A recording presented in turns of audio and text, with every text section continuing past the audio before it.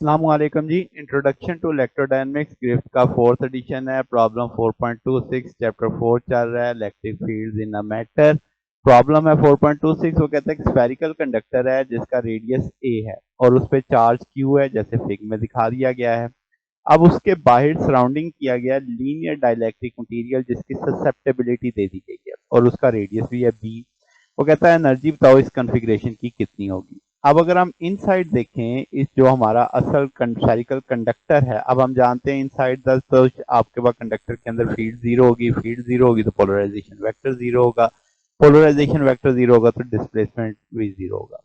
अब जब हम उस से बाहर आते हैं, जो आपका स्फेरिकल कंडक्टर से बाहर यानी मटेरियल के अंदर, तो आप कहेंगे वहां पे डिस्प्लेसमेंट वेक्टर होगा। डाइलेक्ट्रिक है तो हम कहेंगे वहां पे गाउस लॉ फॉर डाइलेक्ट्रिक लग जाएगा। तो वहां से डी की वैल्यू निकाली जा सकती है Q over 4 pi r² into R unit vector.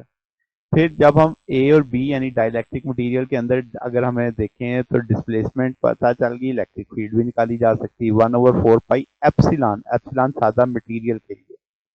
फिर Q over R square into R unit vector. अगर हम उससे भी बाहर चले जाएं बी से, तो फिर दोबारा स्पेस आ गई तो एप्सिलॉन नॉट आ जाएगा।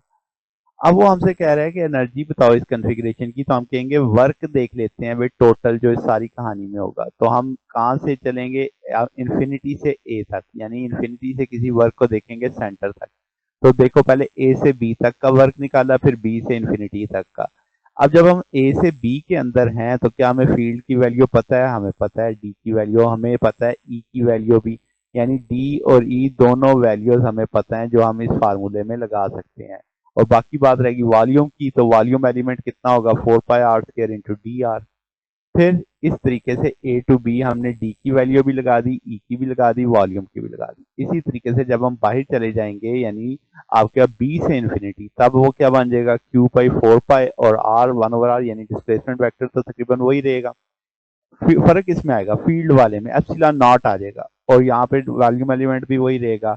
अब आइडेंटिकल फैक्टर कैंसिल हो जाएंगे, आर स्केयर यहाँ से आपके पास आर स्केयर से कट जाएगा। इस सारे में मैंने हाईलाइट किया कि ये एप्सिलॉन है, ये एप्सिलॉन नॉट है।